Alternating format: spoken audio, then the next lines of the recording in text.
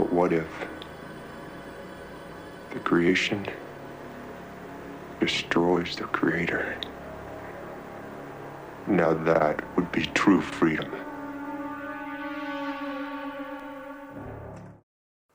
Actor Frank Zagarino had many solid B-action films in the 80s, such as Warrior, Train to Kill, and the Rambo knockoff Striker.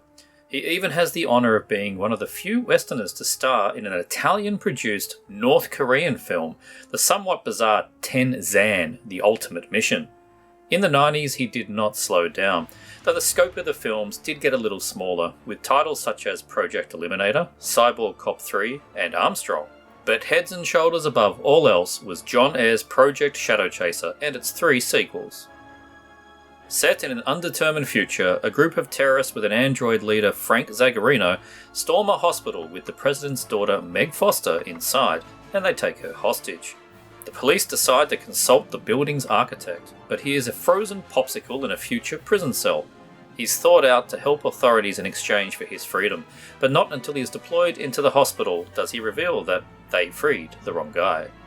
Will the defrosted Martin Kove be able to defeat the terrorists and rescue the hostages, despite not knowing the first thing about architecture or psychotic androids? Project Shadowchaser is a future-set Die Hard clone set in a hospital with elements of Demolition Man, which itself did not come out until the following year. Martin Kove plays John McClane-type character in the wrong place at the wrong time, mixed with Sylvester Stallone's former iceberg John Spartan versing Wesley Snipes' deranged Simon Phoenix, this time played by Frank Zagarino.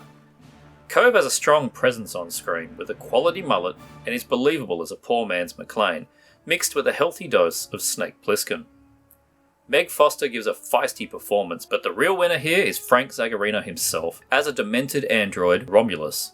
Obviously, this takes some cues from the Terminator, but he is more sadistic in his portrayal, such as when he tells hostage negotiators that he is letting one hostage go, and then ejects them out the window. And I don't remember Arnold Schwarzenegger threatening to deploy nuclear weapons unless he was paid a ransom. Obviously, we get some pretty great shootouts and fights between Martin Kove and Zagarino and his henchmen. Even Foster takes him on with the machine gun. Plus, she gets to crawl through air ducts with Martin Kove for some deep and meaningful conversation. Rico Ross, who played Frost in Aliens, has a small part in this one as one of the hostages, and works with Kove throughout the film. Excellent character actor Joss Arklin plays Romulus's creator. He has that same iconic gravelly voice that I remember from Bill and Ted's Bogus Journey. This is such a fun and largely forgotten early 90s action film that feels like a late 1980s one. It's explosive, it's got traps, it's got double crossing, it's got pseudoscience, and of course, it's got the android Zags. And now, it's got a Blu-ray, though that doesn't help explain what a Shadowchaser actually is. In Shadowchaser 2, terrorists led by android Frank Zagarino take over a nuclear power plant and threaten to launch a missile at Washington. While the authorities desperately attempt to negotiate, the terrorists pursue their real goal. A plant worker, her son, and a tough guy repairman have other ideas and attempt to stop the terrorists from inside the plant. Low-budget film house New Image take up the mantle for this and all subsequent sequels. Essentially, Shadowchaser 2 is just the first film again, with more direct-to-video vibes and less futuristic freezes. New Image favourite leading man Brian Genesee plays the Martin Kove character this time, a drunk janitor who gets fired but doesn't actually leave. And Beth Toussaint picks up the Meg Foster character as a nuclear technician, with her son who got dragged into the office because she forgot some papers. Also, it's Christmas, just like Die Hard. Office staff are celebrating when terrorists attack in an ultra-violent and quite bloody machine gun massacre. Enter shirtless Zagarino, with his peroxide hair doing a slow-motion walk as these terrorists cancel everybody's Christmas, even Santa is slain. This time, Zagarino says he will drop a 50 megaton warhead on Washington if a list of Iraqi prisoners are not released in 6 hours. But just like Under Siege 2, this is not the full story. And, like in that film, the terrorists destroy a commercial airline to prove that they're being serious. This android is definitely a more broken and unhinged robot this time, strangling people and quipping one-liners, even killing his own men. He's also not expressly referred to as Romulus, he's only credited as the android. Brian Genesee brings the action multiple times, picking off Zagarino's thugs one by one, including a pretty sweet nunchucks versus axe fight. In the Brian vs. Zags fight, it's the first time that we actually have an idea that he's an android, as the two have a shirtless kickboxing fight and things break on the android. But ultimately, it's Beth that skewers him with a pole in a blast of electricity, just like the T-1000 that skewers Schwarzenegger. And I still have no idea what a Shadowchaser is. Shadowchaser 3, or 3000, and where does a good third film in every 90s franchise go? Into space! The last ones ripped off Die Hard and Terminator. Now we're in Aliens territory with just a dash of The Thing.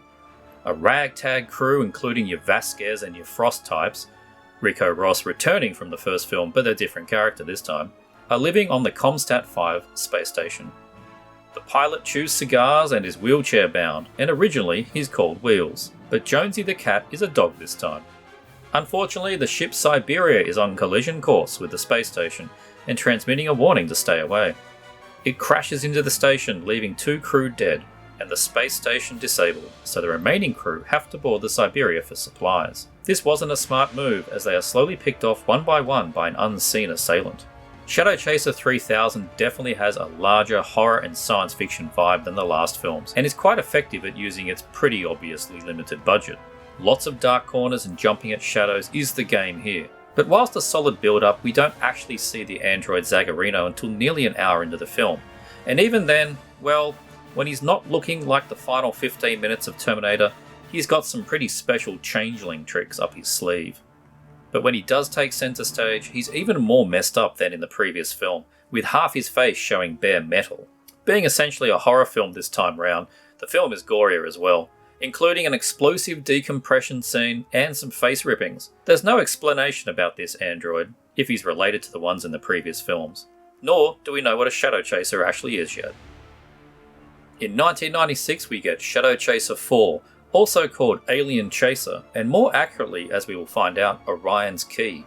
This is the only film not directed by John Ayres, but by Mark Roper, who previously directed Frank Zagarino with Joe Lara in 1996's Warhead. 2 archaeologists discover an ancient alien artifact at a dig in Africa.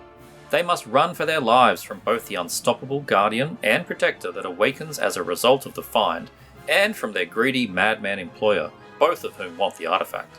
We are pretty divorced from the previous Shadowchaser films at this point. If it wasn't for Zagarino's hair, I'd say this was a Shadowchaser film in name only. This 4th installment has a unique combination of spaceships and African tribes. We start long ago in the past when a whole army of white-haired Zagarinos are worshipped as gods by the locals. They set about flying to their homeworld in their ship, but it appears to blow up on takeoff. In present-day Africa, at an archaeological dig, husband and wife team, played by Todd Jensen and Jennifer McDonald, dig up an alien metal artifact which awakens the last of the Zagarino. This is clearly not your manic terrorist Zags, but alien robot Zags. And he is after the Orion's Key. First he attacks Jennifer to get it, putting her in hospital, but at the same time the ruthless professor that finances their dig attacks her husband, seemingly also after the artifact as a cure-all medical device. Also, their son is in hospital, and his health is used as leverage to give up the artifact.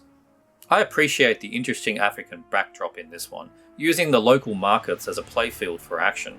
This makes for great Terminator 2 style truck chases with machine guns.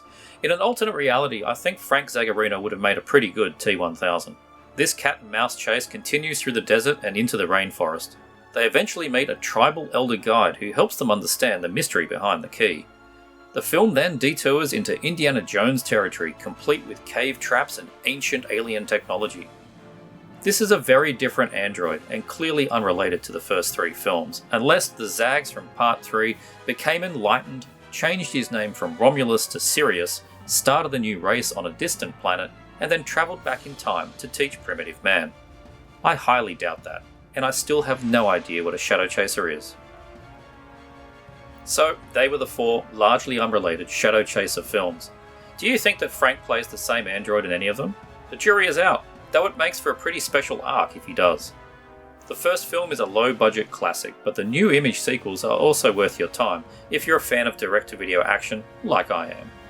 I hope you enjoyed this little look at the Shadowchaser films. If you did, please like and subscribe. Follow the sun. Stargazer. Follow the sun.